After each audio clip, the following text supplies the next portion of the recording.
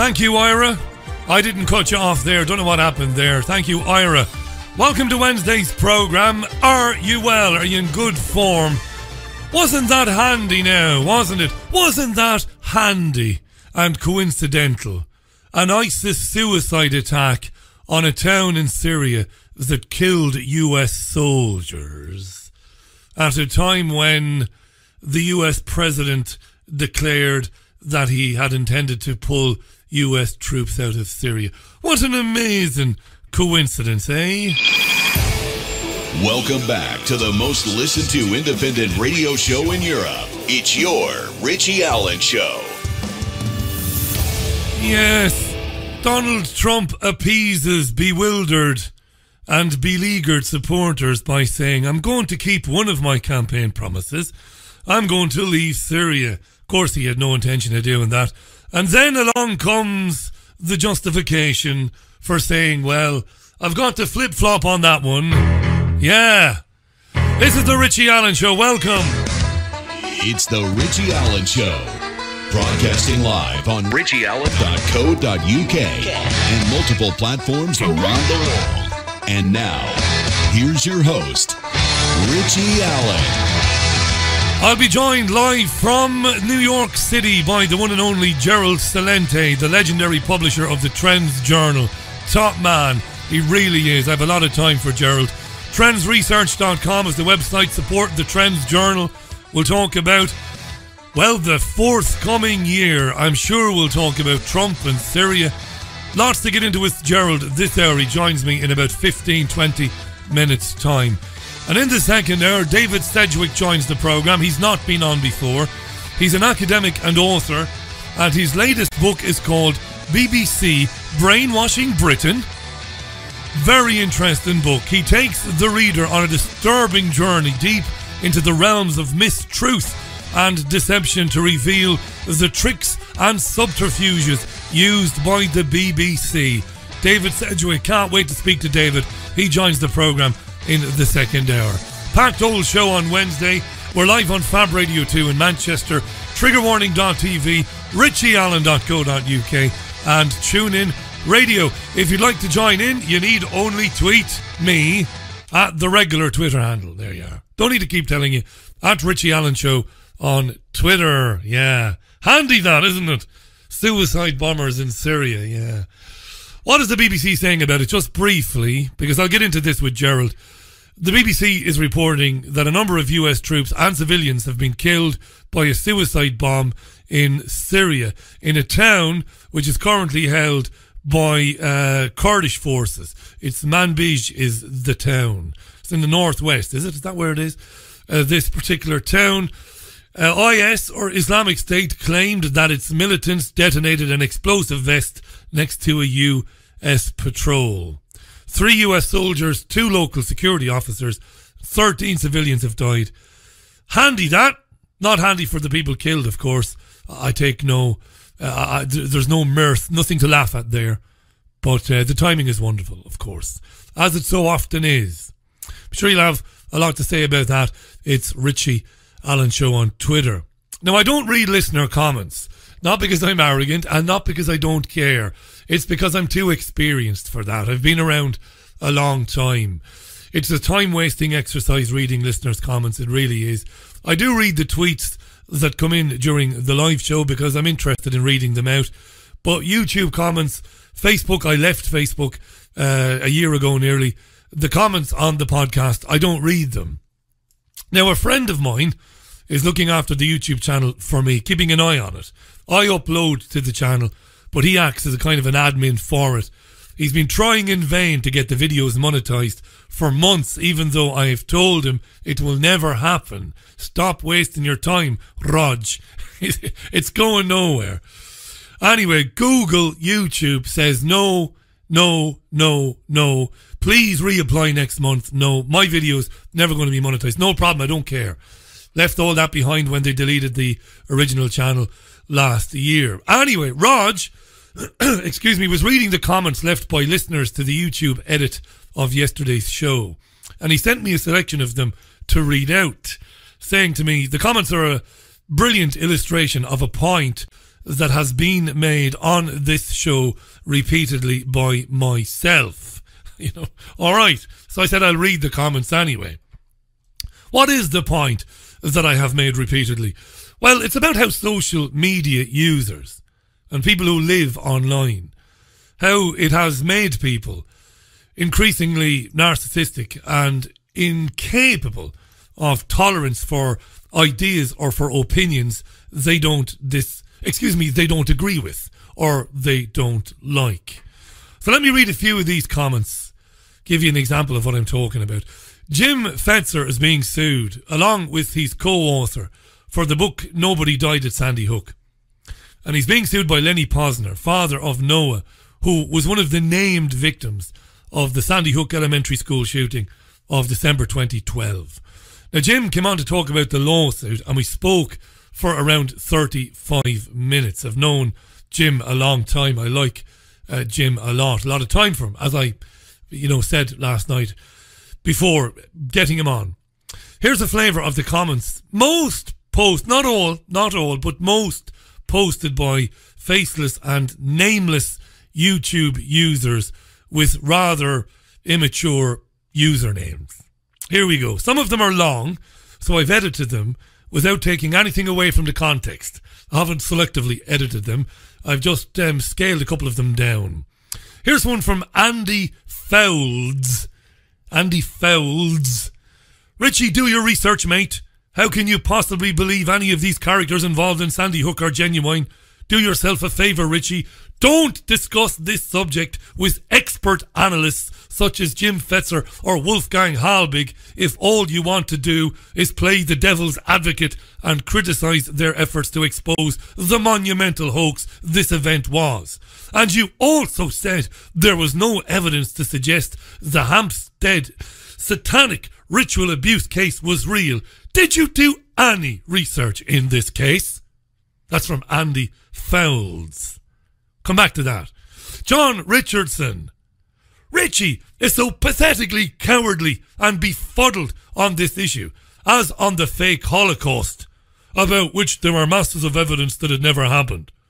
It's embarrassing to hear Richie wriggling and repetitively flapping about in defence of obvious lies.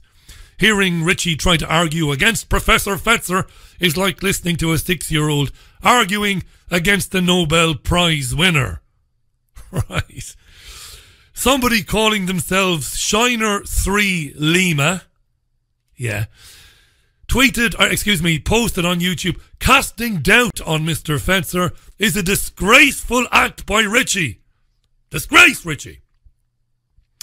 Then somebody called Demon of the North tweeted, idiots in comments smearing Richie for not coming to conclusions on Sandy Hook. Fools do not understand what real journalism is. Robert Somerville posted, so disappointed that your objectivity has been compromised by your emotions, Richie. Man up, for goodness sakes. Right. Morris Adams tweets, I love you, Richie. Thanks, Morris. But this is textbook definition of cognitive dissonance.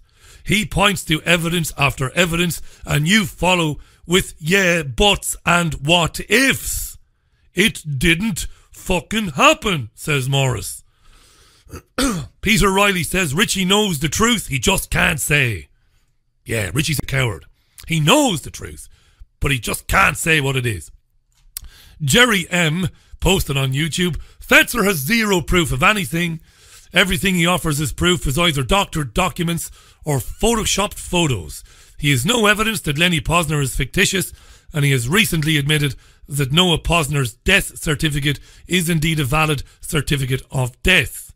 Fetzer is as insane as Alex Jones, and when it comes down to it, Fetzer's fabricated so-called evidence and his slanderous abuse of the parents of these 20 children who were murdered is just making a buck off of and making a living off of the pain and suffering of parents and dead children. Jerry M. Moody Moods.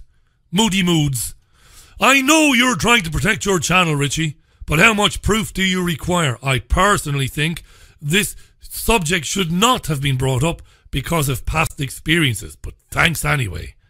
Thank you, Moody Moods. Mr. Everyman 9. Richie is merely being the devil's advocate and asking if there could have been one or two genuine deaths. At the same time, he doesn't jeopardise this wonderful programme. Yippee, says Mr. Everyman 9. Robert Burke says, hope the parents of these dead children take this asshole, Alex Jones, and other Sandy Hook denier cults for everything they have. MC Dirty Work says, we're nearly at the end of them. I'm surprised at you, Richie, throwing Jim Fetzer under the bus like that at the very beginning of the programme, saying you genuinely believe that he believes what he believes, like he's some sort of nut. No, MC Dirty Work, with your pathetic username. Of course, I wasn't suggesting that because Jim believes what he believes, he's a nut. I was suggesting by saying that Jim believes what he says means to me that he's not out to hurt anybody. He's not out to cause anybody any emotional harm. It's the point I was making. Somebody calling themselves Wisdom Game TV, posted, tonight at home, Richie's girlfriend might ask, please, Richie, when are you going to grow a pair? Well, that's piss poor grammar and spelling right there, Mr. Wisdom Game TV. Look up quotation marks. Girlfriend. Girlfriend is one word, by the way. There is a book called Grammar for Dummies, get it. As for protecting the channel, the YouTube channel is worthless to me. It's a pain in the arse. The programme is a live radio programme. It's archived on Podomatic, Spotify and iTunes. There's nothing to be gained in keeping the YouTube channel going, except for some users asked me to post the show on YouTube because it suits them better. It's the only reason. I couldn't give a damn if the YouTube channel is deleted. My interview with Jim Fetzer was conducted in the same manner as my interviews with Wolfgang Halbig. Skeptical, asking questions, putting the other side of it across in the absence of the other side of it, devil's advocacy or whatever you want to call it. That's about the size of it. Not worried about the channel. What's wrong with people? What's happening to people that they can't exist in a world where other people have opposing points of view to them? Why can't people live with others who see things differently than they do? In the case of this program, it's kind of bizarre because this program, with an enormous audience as far as the independent media goes, it's minuscule compared to commercial media, but in the independent media, in the UK and in Europe, there isn't anything with a bigger reach than this. Wouldn't you think they'd be happy that we would be bringing people like Jim on, getting him to talk about the lawsuit, giving him all the time in the world, but asking him questions, the sorts of questions he would be asked in days of yore when we used to have a media? You would think that would be okay, but no. If you ask questions, if you throw some doubt or some, I don't know, if you throw some other points of view into the mix, into the ring, you as the host or as the producer must be some sort of government-controlled shill. It's ridiculous, isn't it? But sadly, it's not the exception anymore. It's becoming the rule. Of course, what I was doing with Jim last night was putting some other, not completely implausible hypotheses to Jim. Saying, well, you're not 100% right. Maybe you're not 100% right. Maybe these people are genuine. What if they are? Isn't it a terrible thing? And it isn't incompatible, the notion that something very wrong happened in Sandy Hook, a FEMA drill, a false flag event of some sort. That isn't incompatible with a few real people dying and real families being subjected to that. I didn't say that I believed that. It's my job to put those points of view out there. And yet we're beset on all sides by people who lose their collective shit when their worldview is challenged or threatened in any way. It's madness. As for the Hampstead Heath satanic ritual abuse hoax, which is what it was, I interviewed Sabine McNeill, as some of you know, once about that on the programme. Again, I retained healthy scepticism about it. Not for a minute have I ever said that satanic ritual abuse hasn't happened. I think the false memory syndrome theories are nonsense. I do believe it has happened, and I suggest if anybody wants to get to grips with satanic ritual abuse, the man who has written most about it in recent years and with most credibility is a guy called David Icke. A bunch of cowboys pretending to be journalists on the south coast of this country are not in any way authorities on satanic ritual abuse. Hampstead Heath was the greatest joke, hoax ever perpetrated on the people of the United Kingdom. And I believe it was enabled to a degree by an ex-Navy guy pretending to be a journalist, spending a lot of time with the hoaxers themselves, the parents of the children, in order to further his own position, to cover himself in glory as some sort of champion of the abused and some sort of crusader against child abuse. Hampstead was engineered by a woman and her partner as part of a years-old custody dispute. The children were coached to make those claims. They were coached to make those claims. These claims that their dad was part of a cult that ate babies and made shoes out of baby skin and killed babies that were shipped in. And the babies' throats were cut and everybody would drink the blood, and everybody was involved in this. Everybody, teachers, principals, the church, loads of neighbours, friends, social workers were all involved in it. At McDonald's, the babies were cooked and everybody ate the babies out of the ovens. Nonsense. The mother had a history of making bizarre allegations against the children's father, dating back years before the videos. And those who promoted this hoax, the greatest, the cowboys on the south coast, knew that the mother had been making claims against the father for years. The kids repeated what they'd been coached to say, as horrifying as it was to watch. Later on, the kids said the mother's boyfriend had beaten them, had poured cold water over them in their underwear, hammered them, and asked them questions again and again and again and again. People will say forever, how could the kids say all of that? The detail, how could they remember it? As a child, I was a reluctant treader of the boards. In primary school, can't sing a note now, couldn't sing a note when I was a child, but nobody would do anything and I didn't care. I never minded standing up. I was in the Mikado. I played Nanky Poo. I was in Oklahoma. I was in Jesus Christ Superstar. I was 7 years old and I could learn pages and pages and pages of dialogue. Not just my own dialogue and my own songs, but also the songs and the dialogue of other cast members. Of course, the children learned their lines. Sabine McNeill is in jail. I have nothing but sympathy for Sabine McNeill because she genuinely believed it. But she went after people in that town despite being told not to, again and again and again. Should she be in jail? No. No, not for a minute. I wouldn't put her in jail. But she got it wrong. But the people who helped perpetrate this, I should say perpetuated for the time period it was perpetuated, the Mickey Mouse no marks on the south coast, including the former Navy man. Wonder why the police never knocked on his door. I wonder. Well, people are going to jail. And it's the sort of cognitive dissonance that we see in the truther industrial complex. The fans of these people, so desperate for things to be true, that they lose all ability to think critically and to look at it and go, well, yeah, maybe, I'm not sure about it now. And the truther industrial complex, of course, preys on this and thrives on it.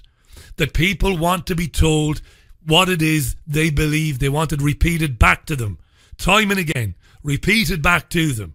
To give them a sense of security, I don't know. to give them a sense of worthiness? I don't know. But all they do, truthers, is sell back to people that which people already believe. Whether it's true or not, it doesn't matter. That's why I introduced the Hampstead thing. And I said Jim Fetzer is not responsible for the morons that have threatened to kill some of the residents of the area, Sandy Hook Elementary School, Connecticut. He's right to ask questions. He's got some brilliant questions about Sandy Hook. I think the whole thing is an absolute mess. I don't believe the official story.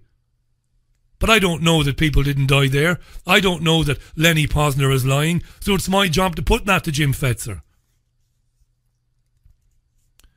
You know, people need to wake up. Stop saying wake up. It's a cliche. Stop saying wake up unless you really want to wake up. Unless you really want to wake up and have the courage of self-criticism and self-analysis. Why am I believing everything I'm told by these people? Why do I want this stuff to be true? Is there any truth in it? Where's the evidence? This is the Richie Allen Show. It's 24 minutes past the hour. Going to take some music. When we come back, I'll be joined by none other than Gerald Celente, live from New York City. Alrighty.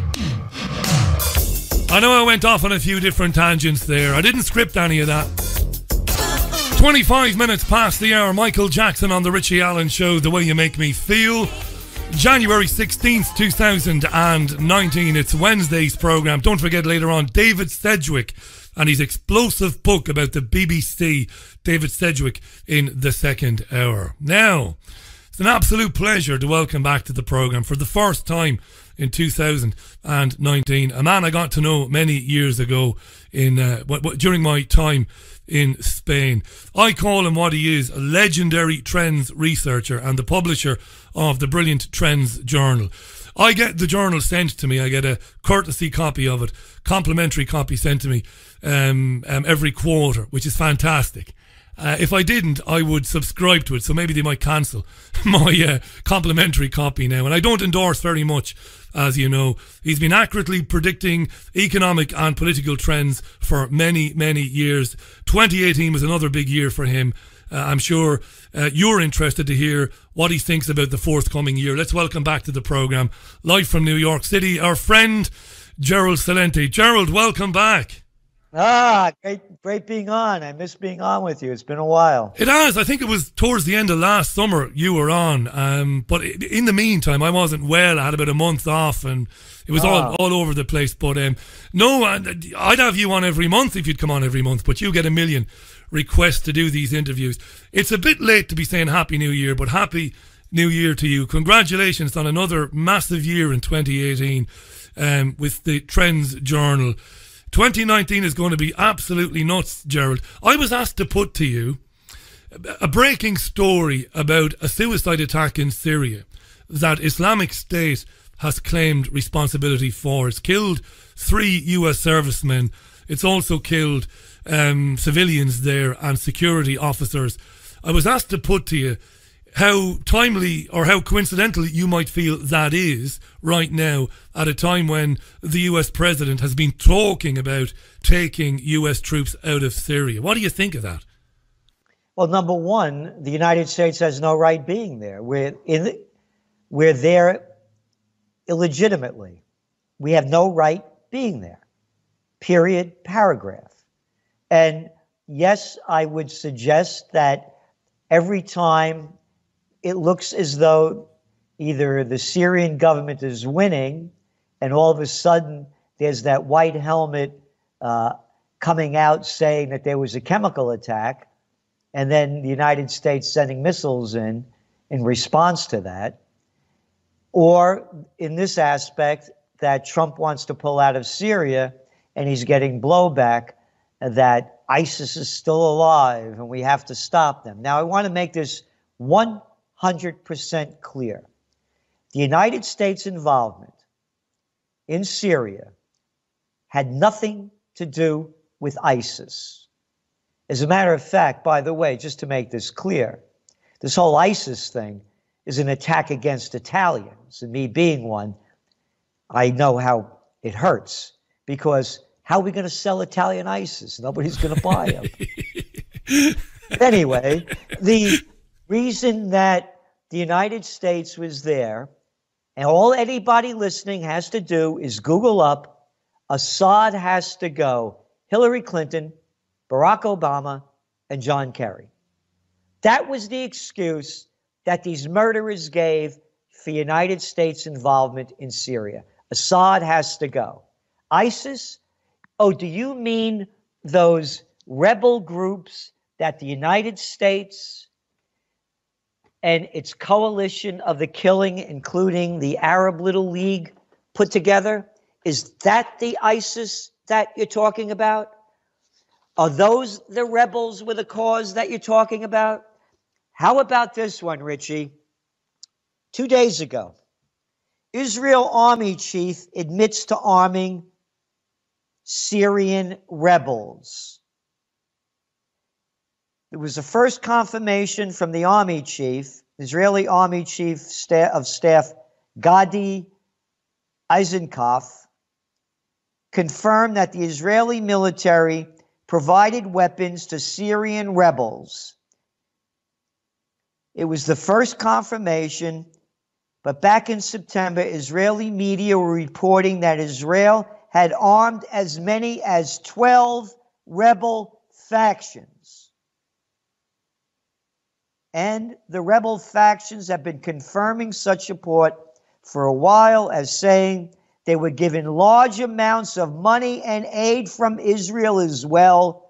Syria confirmed it, capturing arms and munitions with Hebrew writing on them held by the rebels. Israel claims of neutrality were, again, you know.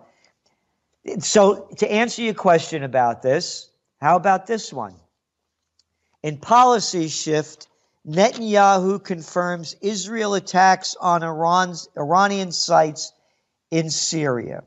Quote, "We worked with impressive success to block Iran's military entrenchment in Syria," Mr. Netanyahu said at the start of a meeting. He said, quote, "Just in the last 36 hours, the Air Force attacked Iranian warehouses with Iranian weapons at the international airport in Damascus."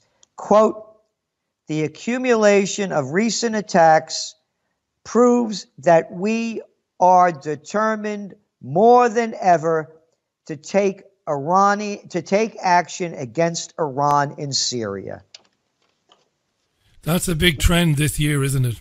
That region and Iran and the plans that the neocon Zionist cabal have for Iran. I've been talking about this with your great friend and colleague Paul Craig Roberts. Do you think all roads lead to Iran this year, Gerald? Yes. And it was, matter of fact, it was one of our top trends for 2018. We wrote about it in the beginning of the year, and it was for 28. We wrote about it in 2017 for 2018, and the top trend was, one of the top trends was market shock mass murder. And what we said was that the United States, Saudi Arabia, and Israel were forming an alliance to take out Iran. And then we saw that just came out, and we were right on target. The White House sought options to strike Iran's state. Pentagon officials said, quote, this isn't ancient history. Today, this is 3 days ago. President Trump's National Security Council asked the Pentagon to provide the White House with military options to strike Iran last year. Yeah. It came after, ready for this? This is the way they write it. It came after militants fired three more. Who are the militants? Who are these militants? Who are these militants? Yeah. Yeah. All right.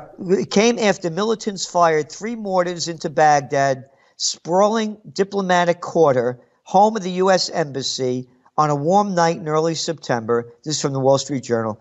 The shells launched by the group aligned with Iran. How did they know this group was aligned with Iran? Landed in an open lot and harmed no one.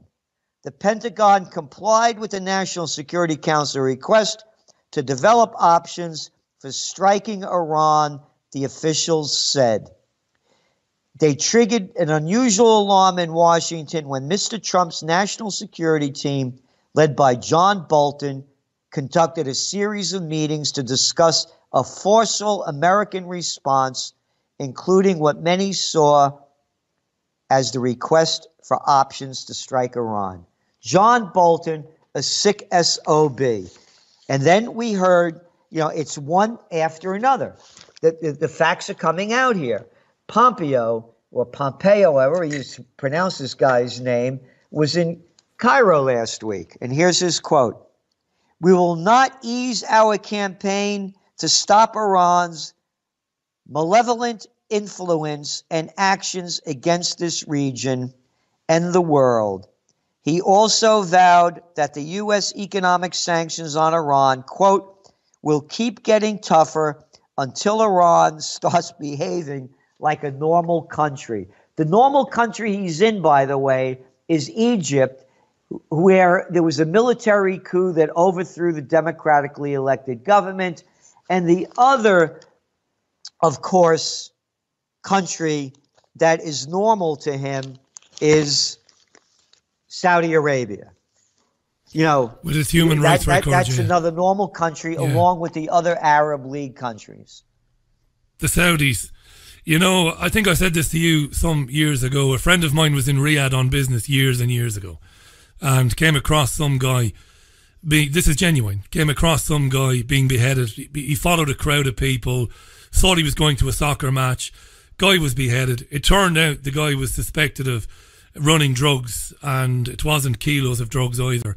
And his head was lopped off. My friend never got over it. He was in therapy for years. To call that a normal country, eh? Yeah, again, and now they're on this crown prince, and you know how he became a crown prince. Yeah. A princess kissed a frog, and the frog became a prince. This is a gang. It's a gang that was created in 1934. Anyway, they're looking at more beheadings this year than at any other time. And Pompeo, this is the headline in Tuesday's, this is January 15th, yesterday's New York Wall Street Journal. Pompeo affirms U.S.-Saudi ties. The Saudis are friends. Yeah, friends. Not my friends, Jack. And we're sending them billions of pounds worth of weapons in this country. Yep. It started with Obama, by the way, when they launched the war against Yemen. And, of course, it's the greatest humanitarian crisis right now in the world. Over 60,000 people slaughtered, and it doesn't make the news at all. Except the big news was when they killed that reporter, that Khashoggi guy.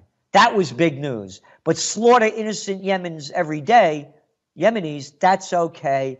And the UK, the United States, Canada, and others supplying with the weapons to kill these innocent people.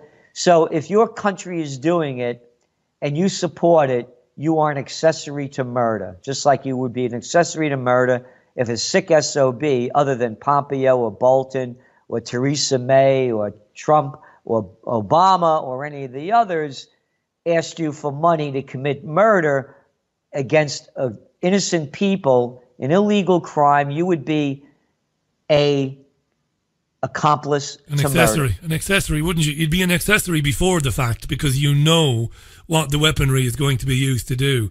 If you hated the guy living next door to you, Gerald, and you really hated him, and I gave you a loaded gun, I know there's a very good chance you're going to shoot him with it. Therefore, you're an accessory before the fact. It's interesting that you talk about Yemen. Look at the coverage that Sky News in London gave to the attack in the hotel in Nairobi in Kenya yesterday. And they talked about al-Shabaab militants, these Islamic militants, and it got an awful lot of coverage. Even with all the Brexit stuff, it got a lot of coverage. And you make a brilliant point. Not a word these days about Yemen. In our media, not a word. Nothing. How tragic. So that's how to answer to the question, yes, it is suspect. And number two, we have no right being there. You're invading a country, a sovereign nation that did nothing to you, but we had that arrogant Obama, and only if the women were in charge, Hillary Clinton, Samantha Power, and Susan Rice, Assad has to go. We don't like the way he's treating his people, I tells you. Yeah. What a bunch of crap. Let me ask you this. Folks, if you've just joined us, Gerald Celente, the irrepressible Gerald Celente, live on the line from New York, trendsresearch.com. When I say I don't endorse much, I don't endorse anything. Subscribe to the Trends Journal. Subscribe to it. He's absolutely, as we say, bang on the money, year in, year out, with these trend, geopolitical and economic trend forecasts. It's terrific stuff. It really is. Gerald and his team are amazing. Check it out. Question I want to ask you, I've been asked to put it to you, and it's about the failure of the UK government to implement the result of the referendum 2.5 years ago, where people voted to leave the European Union. It's looking like Brexit is not going to happen. I was asked to put this to you. Do you forecast, or can you see that this will lead to a rise of the so-called right? It will lead to a rise of nationalism and populism around Europe, because I should say England as much as Europe, because the journalists in the disgraceful media here in the UK are warning people and terrifying people with stories of a massive rise of the right if we don't stay in the European Union, a massive rise on the right if we don't actually leave. It's incredible. They want to have their cake and eat it. What do you think about the rise of the right, fascism and populism and all of that in 2019?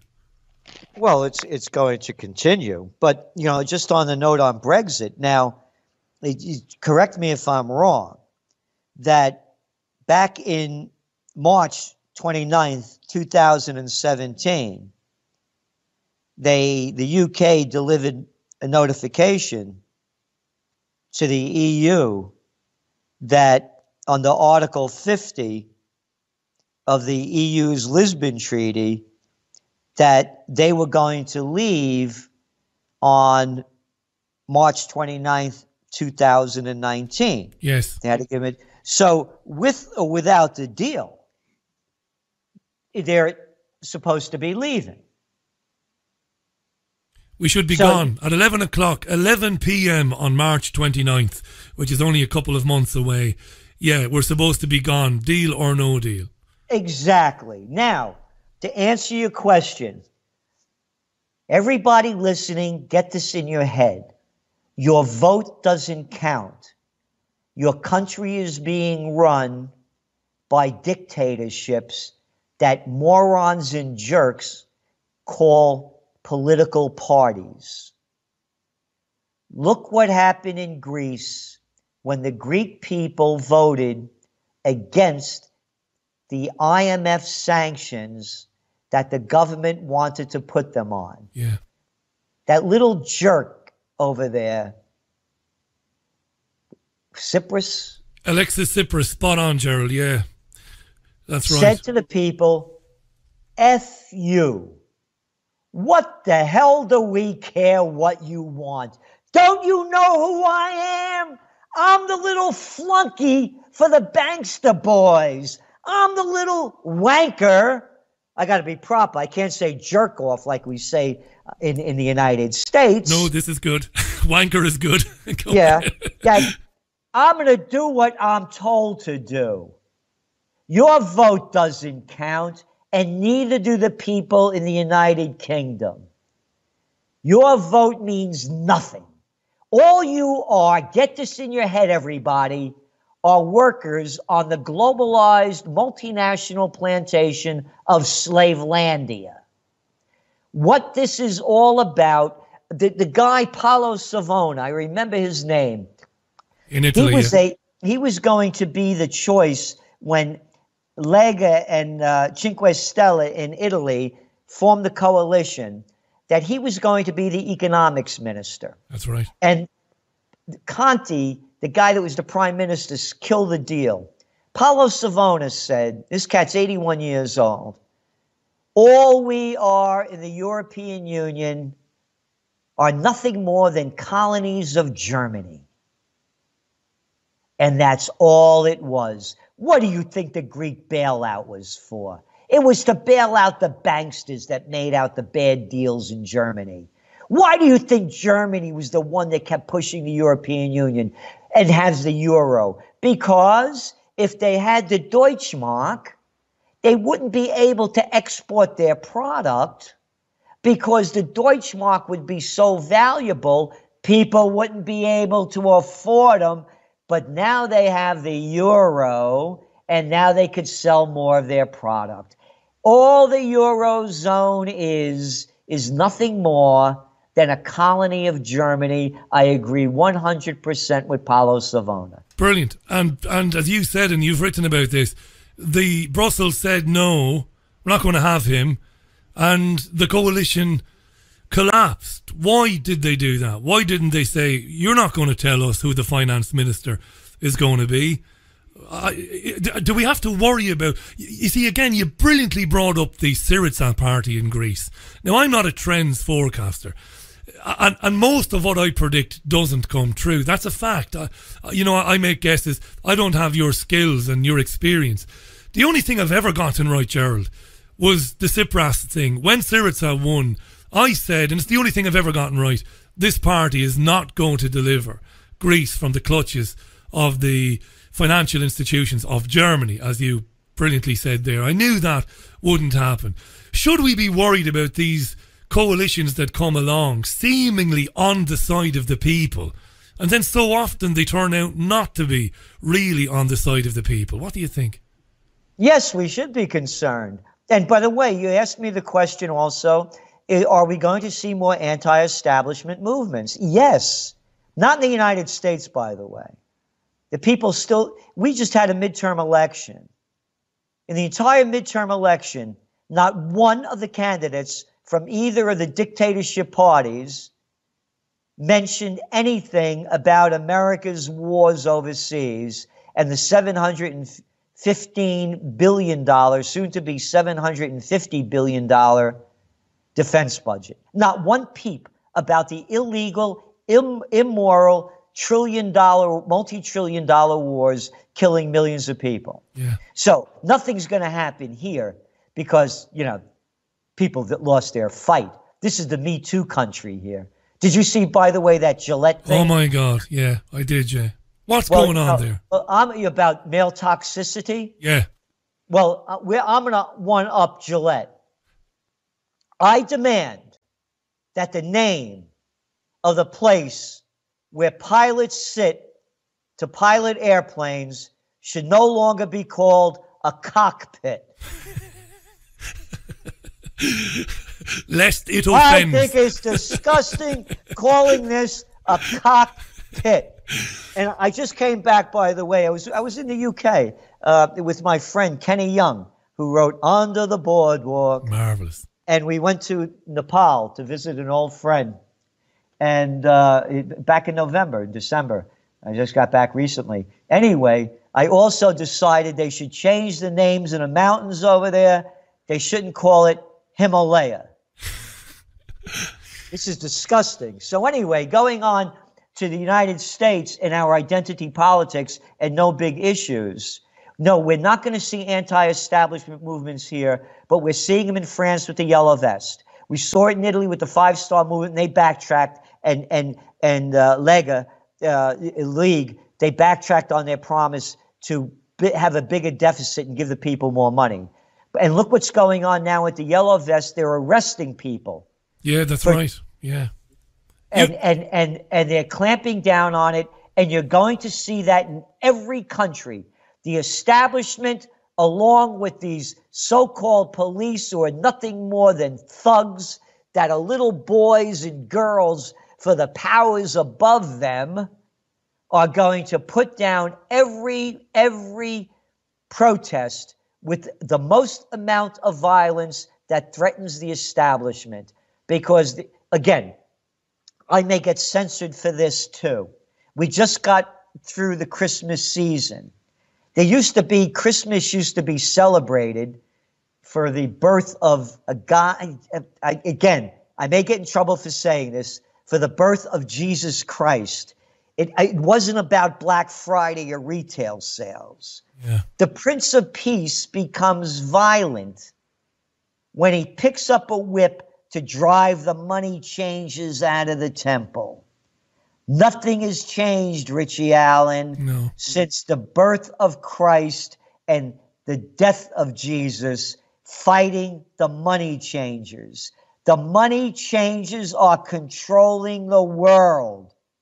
$26 trillion central banksters pumped up to pump up the markets. And they're doing it again. We just heard the Fed chair over here, Jerome Powell, backtracking on his BS in September that they were going to raise interest rates 3 or 4 more times in the United States in 2019. So on January 4th, 2019, when we got sky-high numbers for employment and the highest number of wage increases throughout a year in the last 10 years, rather than using that as an excuse to raise interest rates, he said, because of the volatility in the equity markets, we're going to be patient. And now you're seeing the equity markets come back, because what being patient means is giving another shot and many more shots of monetary methadone into the financial junkies' bull to keep it running. Just before we run out of time, because it's approaching lunchtime for you there, and I know you have a packed schedule this Wednesday afternoon. Patricia's listening to this in Zurich in Switzerland, and she was born in the States. She believes that the United States government under Trump has dropped more bombs than his predecessor Obama. I think that's true. I don't want to put you on the spot, but can you confirm that?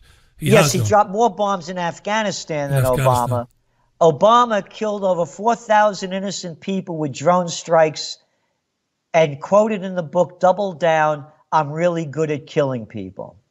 Obama also did away with our habeas corpus rights in the United States that allows the government to kill any of us anywhere in the world, whether it's in the United States or abroad, without any judge, jury, or trial.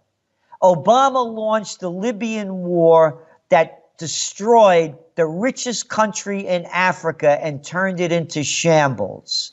Obama launched the Syrian war with the Saudis and the Arab Little League and the other murderers. Yes, Trump has done that, and again, I am totally against Trump's Iran policy, pulling out of Iran. I'm totally opposed to Trump, but of course it's called payoff. He got $23 million estimated from that guy who owns all those, Sheldon Adelson, who owns all those casinos, and pulling the embassy out of Tel Aviv and moving it to Jerusalem.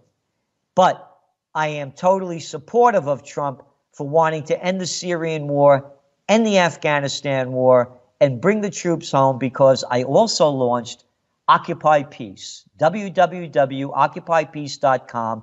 I put hundreds of thousands of dollars of my money into where my heart is for a peace movement. So yes, Trump has dropped more bombs in Afghanistan than Obama did in a year. But Obama has wars throughout his entire presidency. The only president with wars throughout 8 years in the office. And I'll never forget, as long as I live, the optimism back in 2008 when Obama, the first black president, took the oath of office. I'll never forget it. And even then I knew enough to know that nothing would change. But the optimism was incredible. Absolutely final question. I've tweeted a link to OccupyPeace.com. It's a brilliant initiative, Gerald. It really is. And the very best of luck with it going forward this year. This isn't a quick one, so I'm a bit cheeky asking you this because it might take a couple of minutes. Listeners are asking me about a crash in 2019. A financial crash. We thought it would happen. But again, the reason we said it would happen is because the Federal Reserve said they would raise interest rates one more time in 2018, which they did. That meant 4 times, and 3 to 4 more times in 2020. and 19. So what they did, they backtracked. So they're giving more monetary methadone to keep this phony government, the phony equity markets around the world pumped up. And now we just heard from China. China's dumping in more money into the banking system. China is coming out with terrible numbers. They had their worst year of car sales since the 1990s. That's There was right. a first decline, 15-year low in retail sales. The housing market is starting to unravel.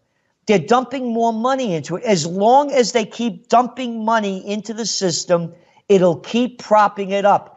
The value of the U.S. dollar since the Federal Reserve was created in 1913 has devalued by 97%. So they don't care about the working people. They only care about pumping up the phony equity markets. And that's what's preventing it from crashing. We saw the crash was going on in December, November. Again, on December, in our trend alert, you get them. And the Trends Journal now is a monthly. In our trend alert on September 19th, 2018, we warned of an economic 9/11. And that was because the Federal Reserve said that, and this is 2 days before the markets peaked in the Dow and the S&P 500.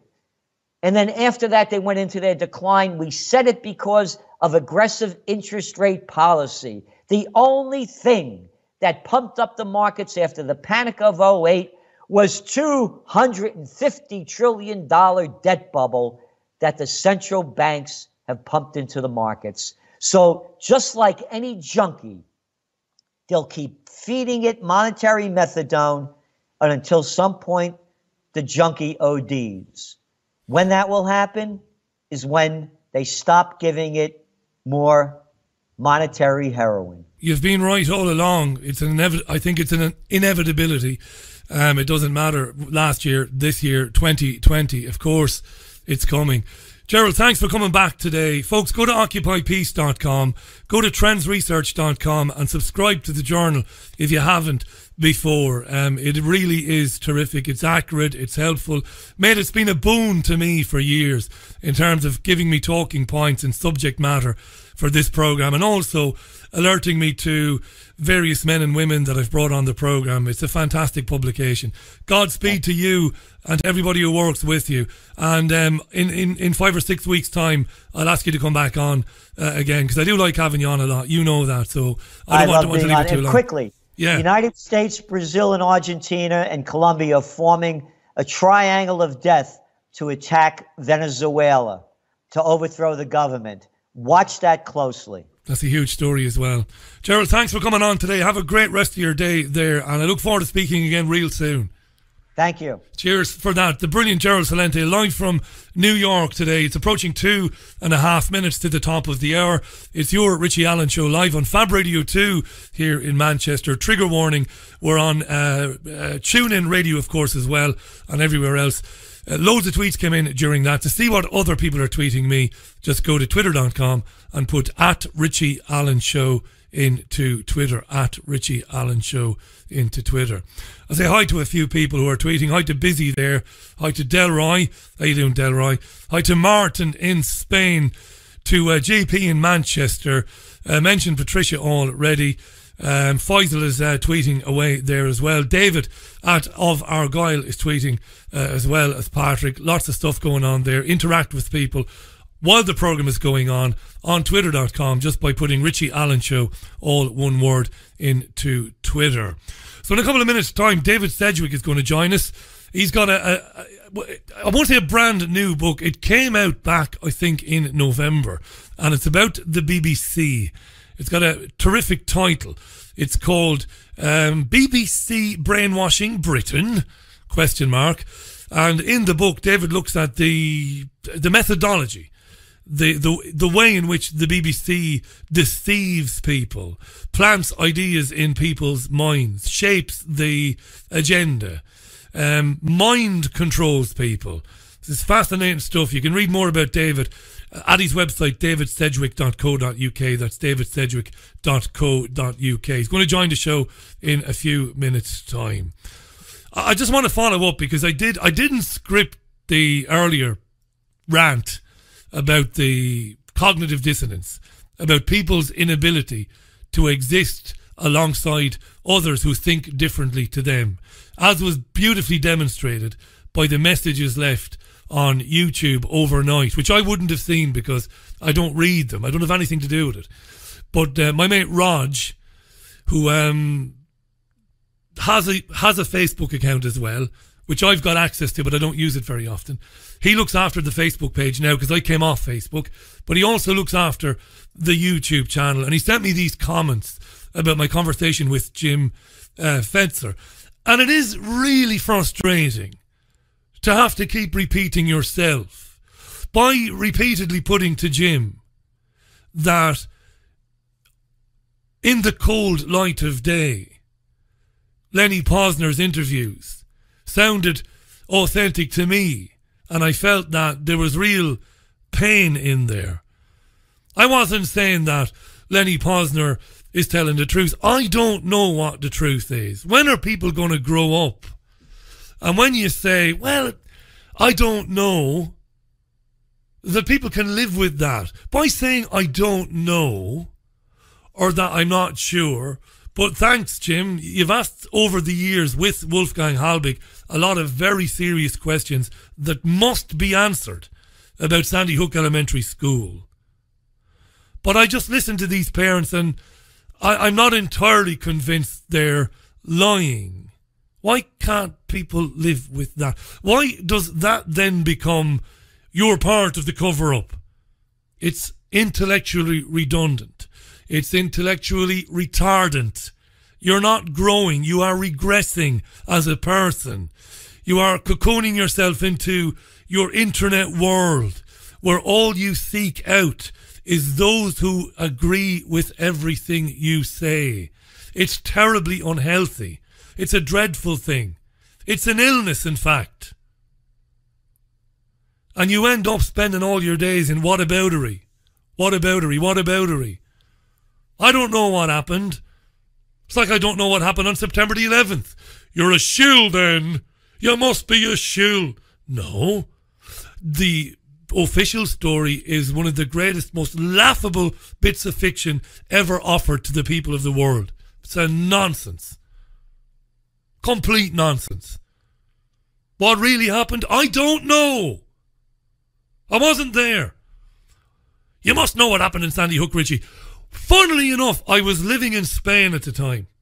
Would you believe it? I was living on the Costa del Sol. Like everybody else in Spain, I got the news late that night that something had happened in Connecticut. So no, I don't know what happened because I wasn't there. Should be good enough for people. The platform is created for people who do think they know what happened. But they can't just come on and say this happened and that happened without a credible presenter saying, well, hang on a second, what about this? This person disagrees with you, what about that? You have to live with that. Or don't listen to programs like this. What I'm going to say is going to sound very arrogant. There's a reason why this program is downloaded nearly 100,000 times a week on Podomatic. Check it out if you don't believe me. All the stats are there for everyone to see. There's a reason why it gets 300,000 views on YouTube. There's a reason why 60,000 people are listening to it right now. Because it's a professional program presented by a real journalist. Not a truth or industrial complex sign up. Not a fake truther, hoaxer who's after your money and knows how to get it just by telling you what you want to hear all day long. You need to exercise the grey matter between your ears. Get off the internet. Some of the time. Don't be horrified by meeting people who think differently than you do. I'm not going to say it again. I am going to say it again, and I'm going to say it for the final time. I haven't endorsed Lenny Posner. I said I don't know. Guy called Robert came out of a building and was laughing and joking and then pretended to cry. I said that to Jim last night. It looked pretty suspicious to me. I don't know. We got to admit that. More often we got to admit we don't know. Don't know. You're certain about Hampstead? I am, because I know that nothing happened in Hampstead. I know it. Because the facts are very simple and very obvious when laid out about Hampstead. And the people who foisted that hoax on their tiny audience knew it was a hoax when they were doing it. But again, I'm not saying that satanic ritual abuse doesn't exist, because I've interviewed victims of it for many years, going back to the late 2000s in Spain. Some of them I found highly credible people.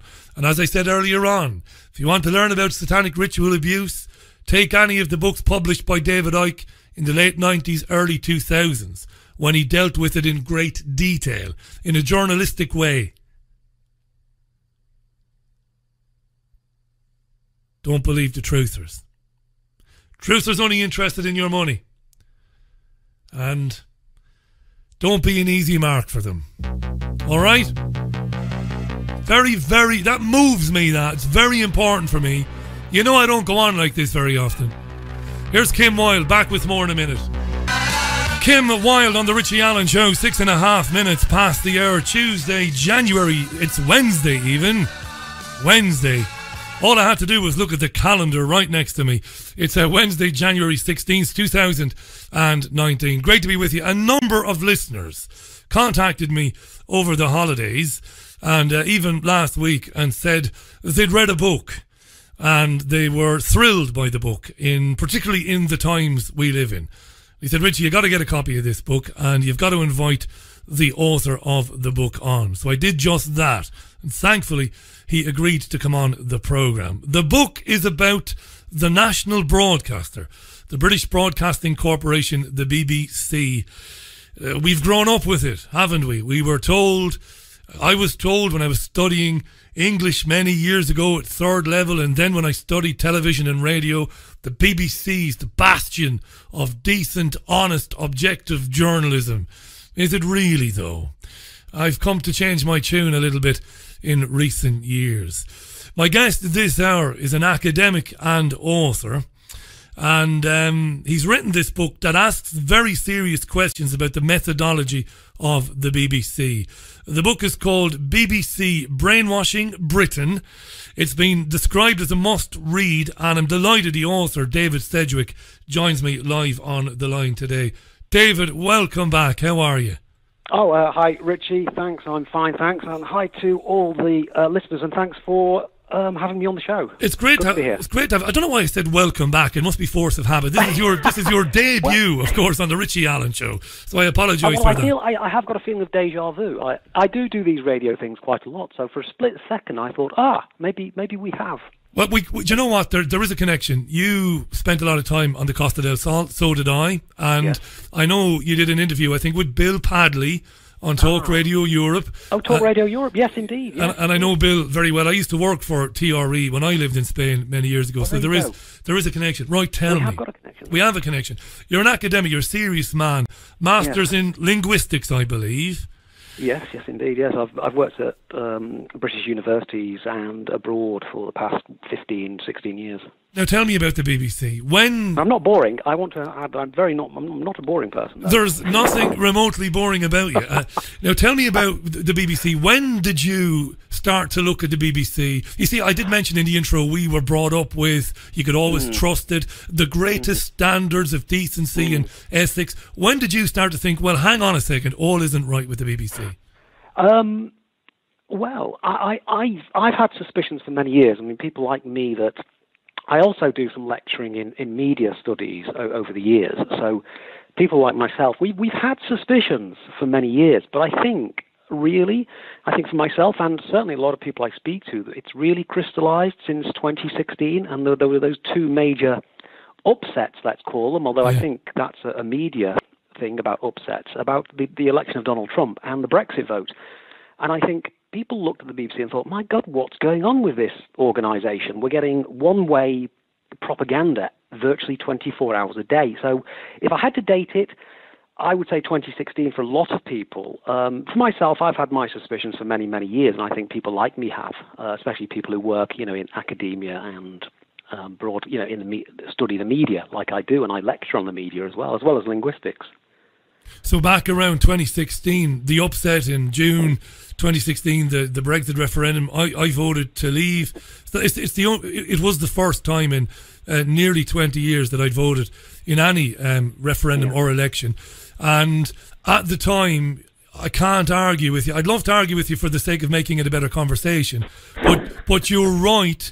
The slant in the editorial, right across the BBC programming, was certainly pro-European, pro-Remain. But what was very interesting, and I think you've gotten into this in the book, the BBC is very clever. It's not just the political news breakfast shows or mid-morning shows. It gets into the sports programmes, doesn't it? And all sorts of stuff.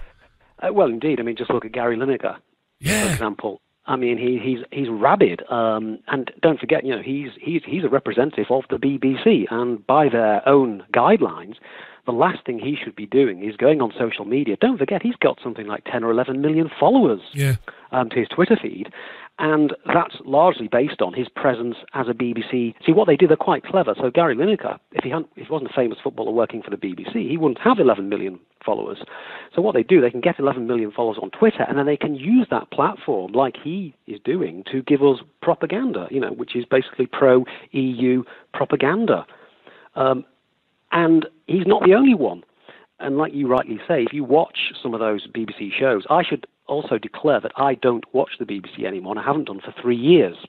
I get a lot of my information from other people, so I don't actually watch it anymore, but I'm aware of what's going on, and I'm aware that on their general television programs, dramas, serials, The Archers, Doctor Who, you name it, it's there. It's interlaced in everything they do now. In fact, the word I'm not sure if I use this word in the book, but I'd say it's saturated. It is politically saturated now. And sometimes it's quite implicit, although it's getting even explicit now, I think. But generally it's explicit, and sometimes the more bolder they become, the more audacious they become, the sort of the I don't know, you might call it a left wing or social justice or whatever you want to call it, but those politics are now clearly in most of its content, and I think it's reaching saturation points, and I think that's a dangerous place for the country to be going. It's very dangerous. Are they breaching their own guidelines? I covered a story last year. I found it hilarious.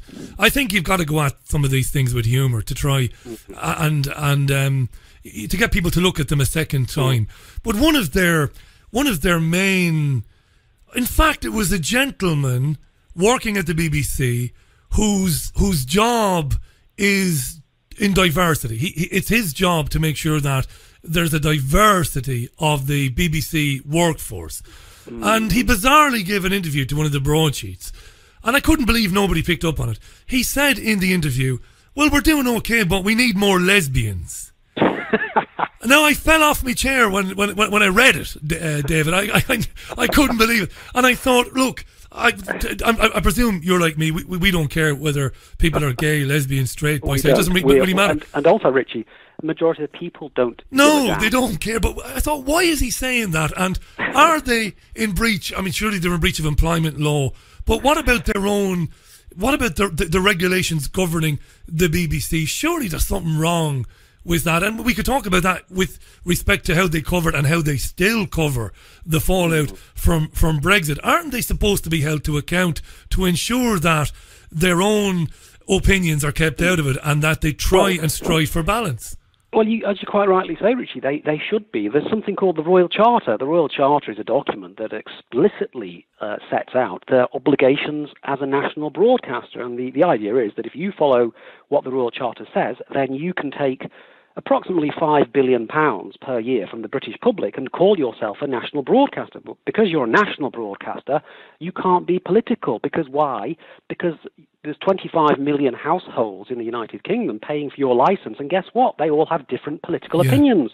They all have different world views. So the BBC has to sign this charter to say, okay, therefore we promise to abide by the rules of impartiality. We will be fair. We will not support one side against another. We will present fairly and objectively. And of course, as my book points out, they break that charter every single day. And the reason they do it, Richie, is because the British government and Ofcom and people like that simply allow them to do it, because effectively what you've got a state broadcaster which is in fact just a propaganda arm of the government, and the government are never going to stop them. I mean, look at the recent Brexit stuff. The government, any neutral government, would have stepped in and said, sorry, this is terrible. You can't broadcast just this biased against Brexit. You can't do it. It's not fair. Your charter explicitly tells you that you can't do that. But have the government said a word? Virtually nothing. Because no, why? Because the BBC is giving their own view. Yeah, it's a Remainer Parliament. David Sedgwick is our guest this hour. David can stay on as long as he wants this hour. There's loads to talk about. And it's davidsedgwick.co.uk. His most recent book, it's very new, BBC, Brainwashing, Britain, ? Is it the most important book ever written about the BBC? I think it's a very important book, and I recommend you get it. Let's support the independent media. This is really important stuff here. Was it ever thus, then? Have guys like me been naive? It wielded an enormous power pre the internet days. It was the place where probably I'm making these stats up now, I have to say this, but maybe 3 in 4 people got their news from the BBC. Were they always aware of it, and have they always been trying to shape the population to kind of mould us into a certain type of person? Yeah, you're right there, Richie. I mean, even when it started in the early 20s, there was the idea. Lord Reith, the first Director General, he explicitly laid out what the BBC was. The purpose of the BBC was to educate and inform. So they've always had that ideal, that sort of utopian ideal, that we are going to help the nation to understand the world and itself. That's fine. That's fine in itself, as long as you're covering all types of points of view. But I in the book, and I think I'm not the only person who has identified this, but from the 1960s onwards, I don't know if you can hear me all right over there. I'm hearing you. There's just a tiny bit of interference on the line, but I can hear you, yeah. Yeah. So since the 1960s, I think the BBC has become, and the word I use in the book is radical.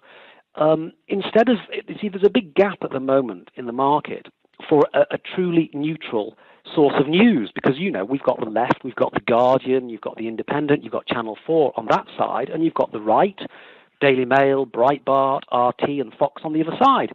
Now, the BBC should be occupying the middle ground between those two opposing views, but it doesn't. It's thrown its lot in with The Guardian, The Independent and BuzzFeed. And that's what it is essentially. It's the sort of, people call it the guardian of the airwaves, whereas really it should be in the middle ground, and it should be holding the left to account and the right to account, but it doesn't. No, absolutely. There's loads of tweets on this, David, by the way. Huge interest in this. Rich Mortimer tweets, listening to David constantly saying, the BBC constantly saying crashing out of Europe and on a collision course. Yeah. This really gets on my nerves, Richie. It's never said that we may be entrenched in a corrupt dictatorship, is it? That's a great point. At no point, we get that non-stop. It's terrible. Crashing out, we can't crash out.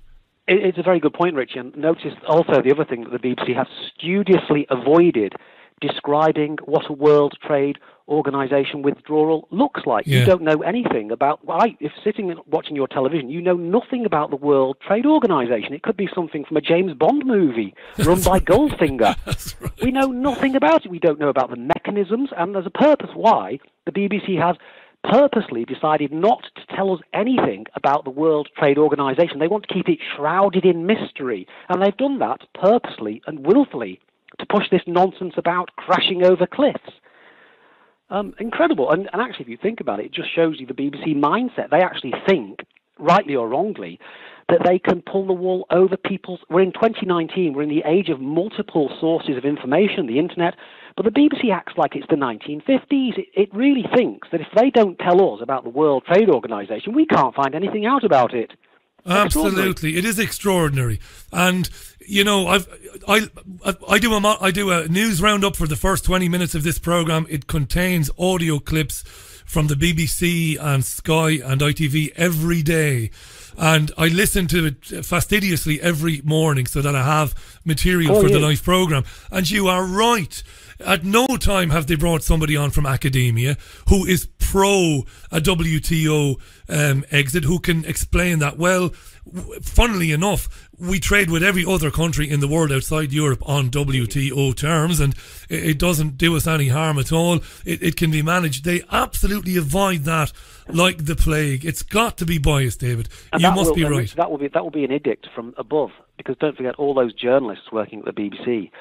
One of the things I really object to, one thing that worries me and should worry everybody, is that what you have about 20,000 employees at the BBC. And what you have those 20,000 people are pumping out the propaganda which is given to them from above.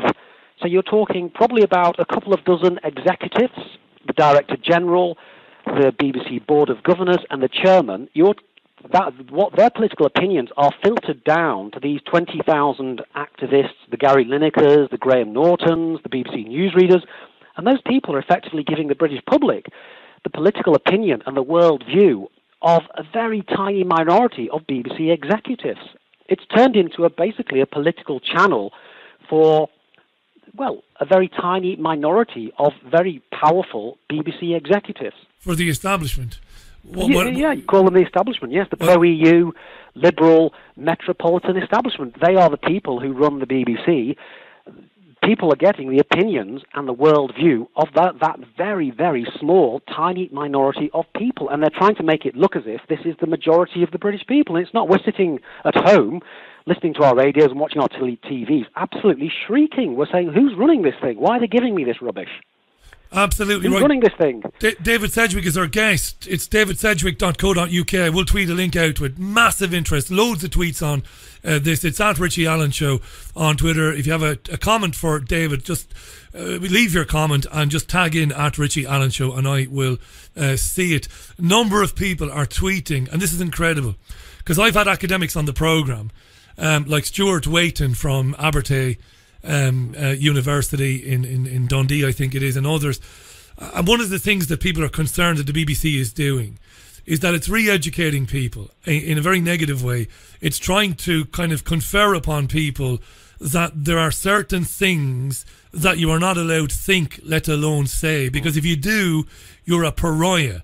You know, you can't have opinions about same-sex marriage. You can't have opinions about same-sex adoption and all that sort of stuff. Now, I don't particularly have any opinions on any of those issues myself, but the BBC seems to be front and centre in an agenda to kind of homogenise the world, that you must think this way about everything, and if you don't, you're a bigot. Have you sympathy with that point of view, David? Oh, well, I think really that's one of the raison d'etres of the current BBC, and it's one of the huge problems. But what they do, it's quite insidious, really, Richie, because what they do is, you're right, they are trying to steer, and they'd use that word, steer, because we know what we're doing, and you don't know what you're doing, so we're going to steer you into this particular worldview, which I would call a sort of pro-green, soft left, liberal, pro-environmental issues, that sort of area. They're trying to steer people into that territory. Now, like you said, if you don't agree with the BBC, they've got all sorts of ways of making you agree. And one of them, which I think I mentioned in the book, is to name and shame people. So look at the way they treat, for example, someone like Jacob Rees-Mogg. Yes. And he's always the butt of BBC jokes. If you watch those panel shows, Jacob Rees-Mogg, Boris Johnson, in fact, anyone who happens to be male, conservative, white, particularly white, and they're not very, very happy with white males, particularly people who are conservative, who support Brexit, you'll be the butt of BBC joke, satire and humour. And I think, take Nigel Farage, for example. And that's how they control the public forum, because if you get on the wrong side of them, they will have you up in the BBC stocks. And that means that people will be hurling insults, jokes, satire at you. And that's how they control it. It's a very subtle way of controlling what people think and say. You don't want to get on the wrong side of the BBC, especially if you are a politician, Richie. And that is dangerous. You know, when reading this and thinking about it, a part of me wanted to disagree with you. And a part of me wanted to say, well, look, we've got to be big and ugly enough to take the jokes and to take the satire and laugh at it. But because I'm not entrenched in my thinking, I began to think about what you were saying.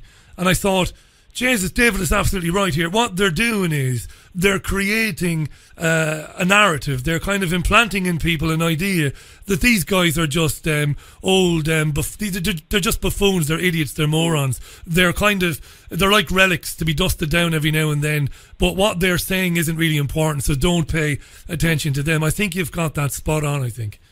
That's Richie, I mean, you're right. I mean, I think I said in the book that I think politicians should be subject to criticism. That's fine. I think that's great. But it only goes one way with the BBC. I mean, you will never find people satirising Diane Abbott or Dawn Butler. They are left-wing, Labour, black females. Well, you could have a whole programme on Dawn Abbott. We know, Diane Abbott. She's made some terrible gaffes. Yeah. Where's the BBC? Well, how come she's not lambasted constantly? Oh, no. She's off limits.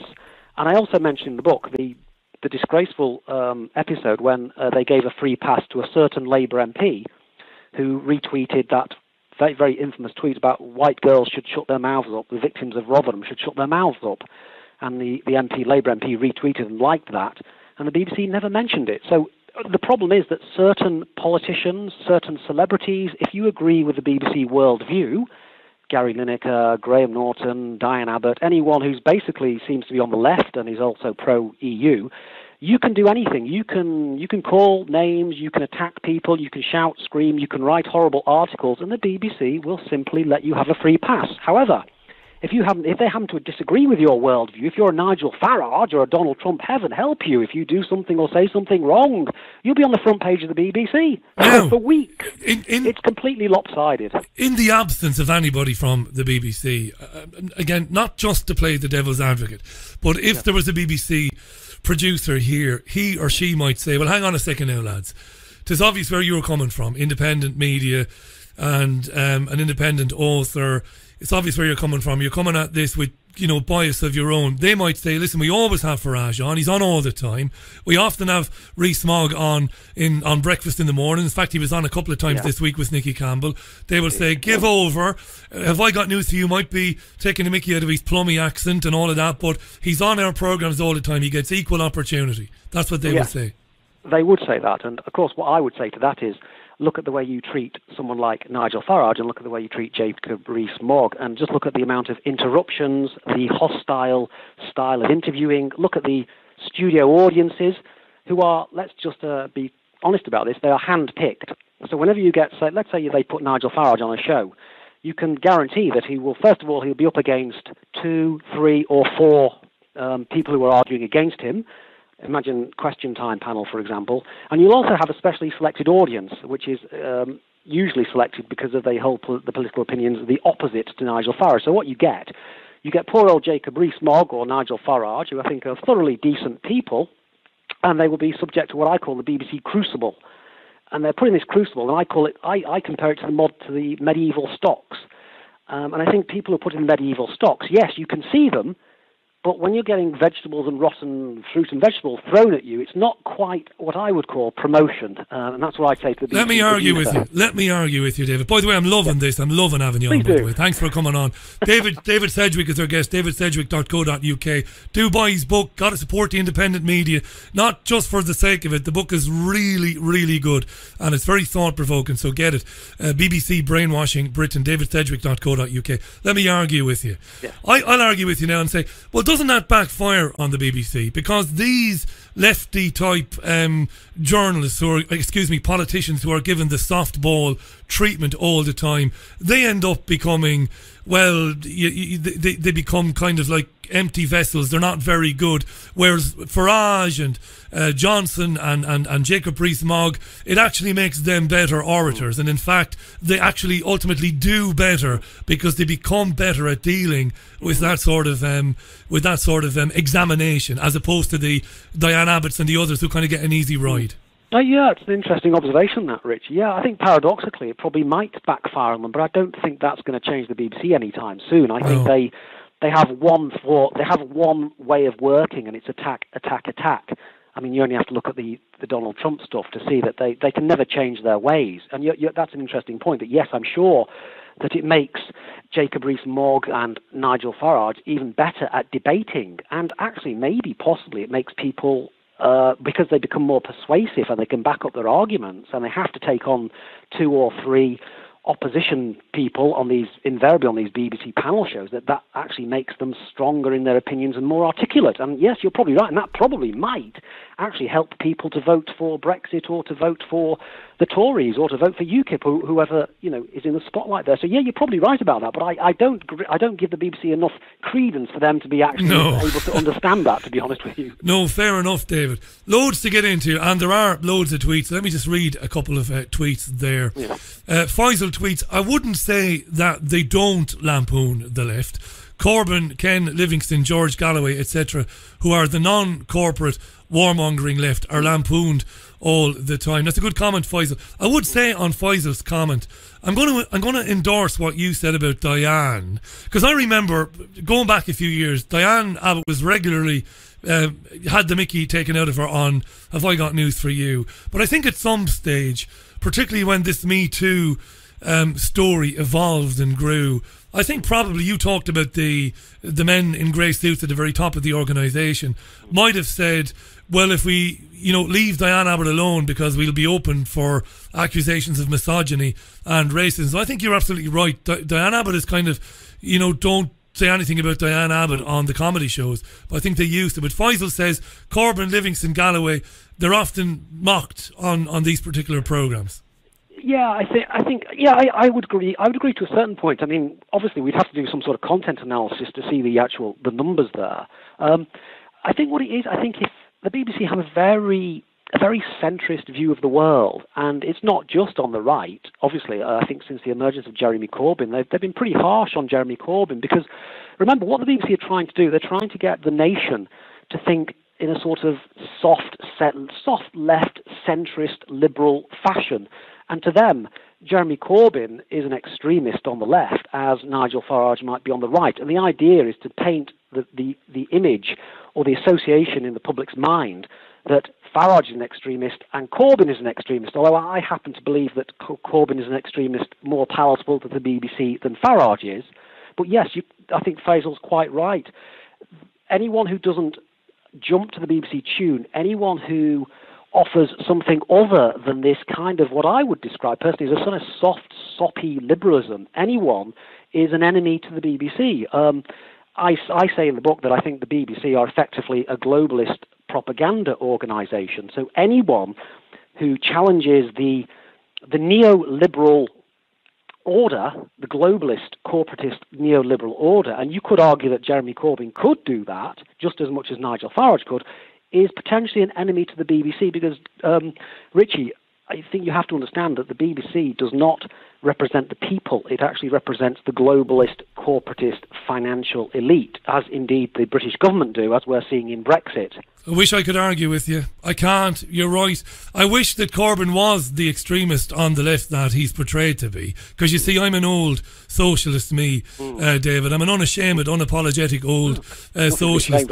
No, but of course, he's a left social democrat. And I think Nigel, Nigel used to come on with me on Talk Radio Europe regularly, and I liked him coming on. I think Nigel is more centrist than, again, the media portrays him. Let me read out two tweets, very good tweets. Yeah. Les tweets, BBC employees have to take a course called Unconscious Bias, so the journalists know they're spouting propaganda. Andy tweets, spot on about the BBC. David, I saw the light during the referendum debate as to which side the BBC was taking.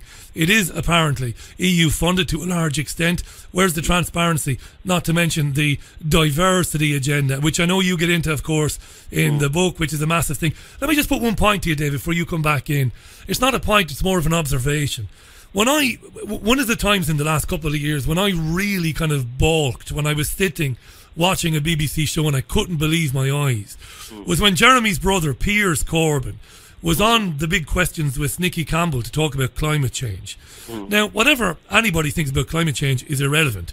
Piers was there as a meteorologist, as a scientific man, to say that I can show how the data has been manipulated. Things are not as dire as they are made out to be. And I don't believe that man's industrial activity is warming the planet. That's what Piers was there to say. So they put these non-scientific people from Friends of the Earth on with Piers. Nicky Campbell was obnoxious. He wouldn't let Piers speak. And then incredibly, and it illustrates everything you've written in your book, Campbell looked at a woman from Friends of the Earth, pointed at Piers and went, "See, this is what you have to put up with." I couldn't believe it, David. I'm a real journalist. I'm a real, I worked in mainstream radio in Ireland for WLR. I worked in national radio. I thought I'd have been fired for doing that. Well, you see, Richie, that's it. That's a good microcosm of how the BBC operates. Because as I note in the book, they approach every single subject you can possibly think of, and I'm thinking politics, social, and cultural. They approach them with what I call the master narrative. The master narrative is the BBC line. And it doesn't matter what evidence you produce, the BBC are going to stick to that master narrative. So climate change is real, it is 100% proven, end of story. There was a BBC memo that went round quite recently saying that's it, as far as the BBC is concerned. Climate change is finished, the debate is over. And now every single one of those 20,000 BBC people, like Nicky Campbell, get the memo, they understand, and they know what they have to do. Anyone who tries to argue against that is mocked, outnumbered, satirised, interrupted, talked over, etc., etc. So Piers Corbyn, like you said, is I think a very respectable scientist. Yeah, nice guy too. He got the treatment.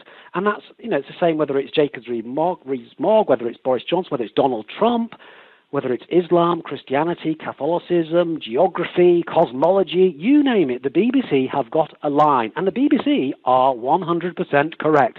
That's their weakness and their strength in a way, because it's actually supreme arrogance, and it's quite possibly that kind of arrogance that I think is currently undoing them. They will not see another point of view. To them, Donald Trump is Darth Vader, on acid. And they're never going to change that view. And if Donald Trump were to find a cure for AIDS tomorrow, and cancer, and poverty, the BBC would hate him, because they're never going to change. And that's, like I said, it's a major, major weakness. And it's all what I call in the book the BBC narratives. And there's a BBC narrative for everything. Fracking, health, education, school dinners. The BBC have got a view on everything. Yeah. And the other thing is... Shines through. It's totally uniform. It is 100% uniform in that organisation. You will not find any dissent. And that's why in the book I talk about the cult of the BBC, because to me, it's a cult. It operates exactly like a cult does. This is tremendous stuff. It's very important stuff, this. Gail is listening to this. She's bought the book. Well done, Gail. Good stuff. BBC Brainwashing Britain. The question, it's a question posed on the cover of the book. David Sedgwick, the author, is live on the line with me this hour. It's flying by. Thanks for the tweets. I'm going to read a couple more of them. Patrick, before we get to Patrick, Mwinga says, Richie, David is very spot on here. Have I got news for you? Always takes the piss on Farage or Rees-Mogg, even when they are not on. It's like the jabs are part of Ian Hislop and Merton's contract to do it weekly. Very good. Patrick tweets, I must admit that I sometimes listen live to Nigel on LBC. He is a real politician and gets a bad press, leading to most ordinary people disliking him. Usually he makes perfect sense and deserves more respect. So Patrick, without knowing it, although Patrick probably does know it, he's led to the next brilliant question. I agree with everything you've said. I shouldn't say that. I'm supposed to be impartial, but my listeners know better because they listen to my monologues. So I'd be lying if I said I'm impartial. I'm not. I have a lot of sympathy with your arguments in your excellent book.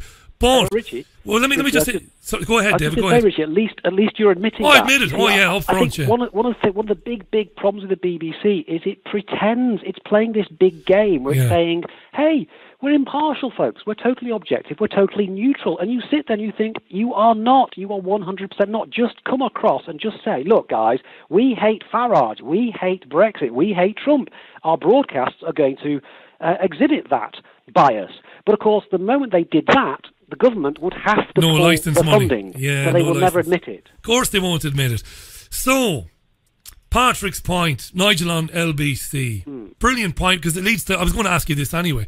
With the rise of LBC, with the rise of talk radio, which is doing very well also, and the bizarre spectacle these days of politicians hosting their own radio shows, which I think is a terrible thing, but that's a conversation for another day.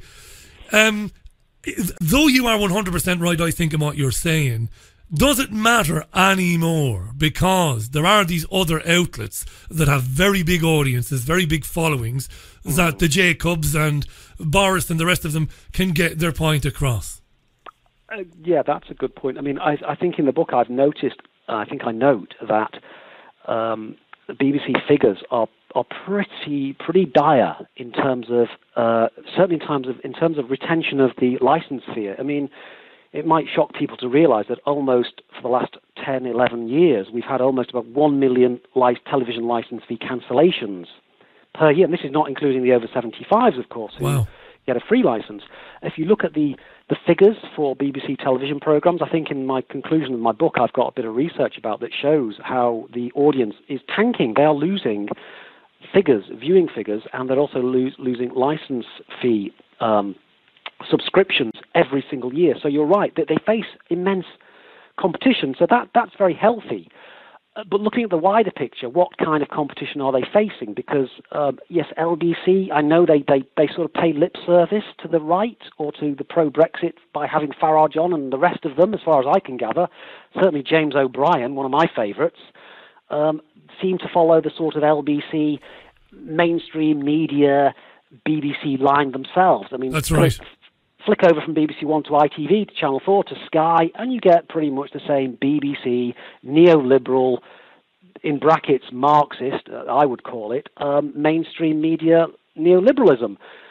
So yes, that's a good thing. But paying lip service to someone like Farage and giving his own show once a week, okay, that's a step in the right direction. But you still feel that they're all swimming against the tide. But that's not necessarily a BBC thing. That's a problem for the media. The media is the BBC and the media are one and the same thing. They share exactly the same opinion. So yes, the BBC might be shrinking. Its competitors are getting a little bit larger. But by and by, they sort of seem to share the same sort of metropolitan neoliberal politics. So I don't know if that's a good thing or a bad thing. I think it's a bad thing, personally. It is a bad thing. Number of tweets, because time is flying by. It's 17 and a half minutes to the top of the hour already. Number of tweets saying that it's great that you're focusing on this, but Richie, you should be asking about the drama and entertainment. Well, David's already been talking about the entertainment programmes, but people are talking about programmes like EastEnders, another massive show over the last 30 odd years, millions of viewers, and how the storylines in that programme are selling this liberal agenda that you've been talking about, shaping people's thinking, and that it's deliberate, and that it's not as subtle as maybe it should, not as subtle as maybe you think it is. Good point, through EastEnders and stuff. It's very true, Richie. And don't forget, you're not going to get a script through the BBC unless you've got the narratives in there, and that's my point in the book. Everything they do is based on these narratives. If you write a script and you have a positive comment, say, for example, about Donald Trump, then I don't know whether you're going to get that script through the BBC. It's going to be sanitised, or it's going to be changed, or your career is over. I think I made that point in the book about David Bellamy, Robert Kilroy-Silk. They decided to give an opinion that wasn't BBC, and they lost their careers. I mean, the BBC is an enormously powerful organisation, and the kind of control it exerts, it doesn't even need to write that control down. It doesn't need to say it. It's assumed. If you come up with the wrong opinion at the BBC, the wrong political opinion, then you better be careful, because you probably won't have a career left. And everybody who works for that organisation and everybody in the media is aware of that. It's not just BBC people. People in the media realise they have to have the right opinions. And that's part of what I link in my book to the Ministry of Truth in George Orwell's 1984, because that's a book about massive psychological groupthink, where all the people who work for the party know what the right opinion is, and they must have the right opinion. And that's what I think the BBC is right now. That's dangerous. Is it doing that to the population? Because with everybody moving on to Twitter and Facebook, we've been corralled by these two giant companies. Everybody is in the same place. So is that methodology resulting in people beginning to self-censor?